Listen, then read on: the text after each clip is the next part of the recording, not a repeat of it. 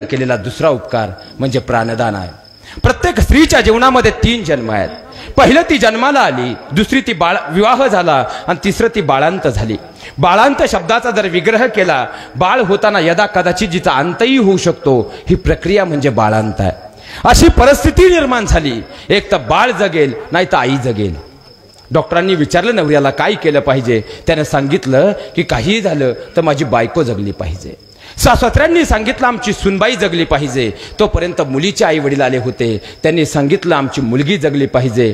पण भुलीचे डॉक्टर येईपर्यंत, भूल देईपर्यंत आणि भूल चढेपर्यंत टेबलवर असणारी माऊली मात्र सांगत होती, डॉक्टर साहेब माझं काही होऊ द्या बरं, पण माझं लेकरू जगलं पाहिजे, हे फक्त आईच करू शकते। या पुढे जाऊन सांगतो ज्यावेळी बाळ जन्माला येतं, 9 महिने 9 दिवसामध्ये 6 सोनोग्राफी केल्या जातात।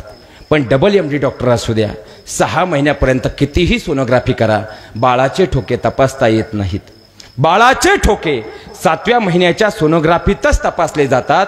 याचं कारण असं आहे की बाळाचे ठोके जर 7व्या महिन्यात पडतात तर आमचं विज्ञान असं सांगतं, आम्ही जो श्वास घेतो तो आमच्या फुफ्फुसांच्या दोन्ही फेफड्यांपर्यंत जातो आणि नंतर हृदयाचे ठोके पडतात। बाळ ताईच्या गर्भात आहे, मग बाळाचे ठोके पडतात कसे? डॉक्टरांना विचारून पहा, डॉक्टर सांगतील आई जो श्वास घेते त्यातला अर्धा श्वास 9 महिने 9 दिवस ते आपल्या बाळाला अर्पण करत असते, म्हणून ठोके पडतात। आणि बाळ ज्यावेळी जन्माला येतं ना, बाळाचा नाळ कापण्या अगोदर बाळ रडतं। चूक की बरोबर? बाळ एकतर रडतं, नाहीतर त्याला रडवलं जातं, त्यानंतरच बाळाचा नाळ कापला। बाळ कितीही गुटगुटीत असू द्या, पण बाळ रडण्या अगोदर जर बाळाचा नाळ कापला, बाळ जागेवर गतप्राण होतं। याचं कारण असं आहे, बाळ आईच्या गर्भात असताना त्याच्या डाव्या बाळचं फुफ्फुस चालू असतं आणि उजव्या बाळचं जे फुफ्फुस आहे पूर्णतः कोरकट्ट असतं। बाळ ज्यावेळी जन्माला येतं, ते पहिला श्वास घेतं, तेव्हा त्याच्या शरीरात ऑक्सिजन जातो आणि त्याच्या उजव्या बाजूला जे कोरकट्ट फुफ्फुस आहे त्याची पंपिंग करण्याची प्रक्रिया चालू होते। दोन्ही फुफ्फुसांचं कार्य व्यवस्थित चालू होतं आणि त्यानंतर MSCBशी म्हणजे आईशी असणारा नाळ कापला जातो आणि बाळाला जीवदान मिळतं। आईनं केलेलं दुसरं दान प्राणदान आहे। आईनं केलेलं तिसरं दान सांगतो। आईनं केलेलं तिसरं दान रक्तदान आहे। एखादा म्हणेल महाराज यात काय मोठं आहे, 260 रुपयाला रक्ताची बाटली मिळते, त्यात काय मोठं आहे? पण विज्ञानाने एवढी प्रगती केली महाराज, पण विज्ञानाला आजपर्यंत एक कोडं उलगडलं नाही। आईचा ब्लड ग्रुप कोणताही असू द्या आणि बाळाचा ब्लड ग्रुप कोणताही असू द्या, तरी आईचं रक्त बाळाला आणि बाळाचं रक्त आईला चालतं। विज्ञानाला न उलगडलेलं कोड आहे।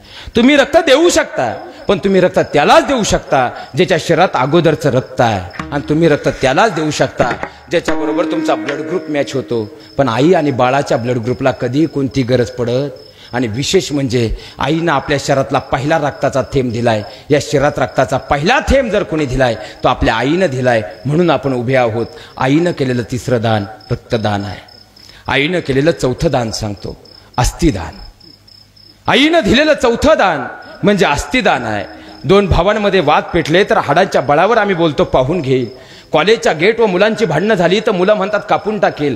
ज्या हाडांच्या बळावर आम्ही बोलतोय ना, आमच्या आईनं स्वतःच्या हाडाचं पाणी केलंय आणि तुमच्या माझ्या शरीरातली हाडं निर्माण केली आहे।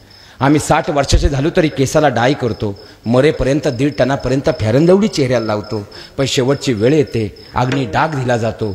शेवटी अग्नी डाग दिला जातो आणि त्यानंतर दुसऱ्या दिवशी सकाळी गेल्यानंतर डाय केलेली केस राहत नाहीत। चेहऱ्याला फेरनलवडी लावली तो चेहरा राहतात ती फक्त हाडं असतात, कारण ते आमच्या आईनं दिलेत। आमच्या आईनं फक्त हाडं नाही दिले, ती मजबूत करण्यासाठी दुधावाटे कॅल्शियम सुद्धा दिलंय। लोखंड मातीत टाका, हे 2 वर्षामध्ये त्याची माती होईल, पण आजही लाखो वर्षापूर्वीचे मानवी हाडांचे अवशेष जसे तसे सापडतात। ही माती सुद्धा मातेनं दिलेल्या हाडाची माती करू शकत नाही। हा मातृत्वाचा चौथा उपकार अस्थिदान आहे। आणि आईनं केलेला 5वा उपकार तो सांगण्या अगोदर इथं बसलेल्या प्रत्येक माता भगिनीच्या, प्रत्येक आईच्या चरणाला मी प्रथमतः स्पर्श करणार आहे। हा शब्द मला उच्चारायचा नाही, मला व्यासपीठाची मर्यादा आहे, पण माझ्या विषयाला न्याय द्यायचा आहे म्हणून हा शब्द मी उच्चारणार आहे। प्रथमतः तुमच्या सगळ्यांच्या चरणाला स्पर्श करून सांगतो, आईनं केलेलं 5वं दान म्हणजे लज्जादान आहे। जी तिची लज्जा तिने जन्मदात्या बापासमोर उघडी होऊ दिली नाही, जी तिची लज्जा तिने सख्या भावासमोर उघडी होऊ दिली नाही, पण लेकराला भूक लागली, आईनं काळ पाहिला नाही, आईनं वेळ पाहिली नाही, आईनं जागा पाहिली नाही. पहिल्यांदा त्या लेकराची भूक तिनं महत्त्वाची मानली. त्या आई मग एसटीमध्ये असो, घराच्या अंगणात असो, तिनं काळ वेळ कधीच पाहिली नाही. आईनं केलेलं 5वं दान लज्जादान आहे, कारण ते लेकरू तिच्यासाठी सर्वस्व होतं. अहो साक्षात भगवान परमात्मा करू शकत नाही. असे 5 उपकार आपल्या आईनं आपल्यावर केलंय, याची नेहमी जाण ठेवा, याची नेहमी जाण ठेवा.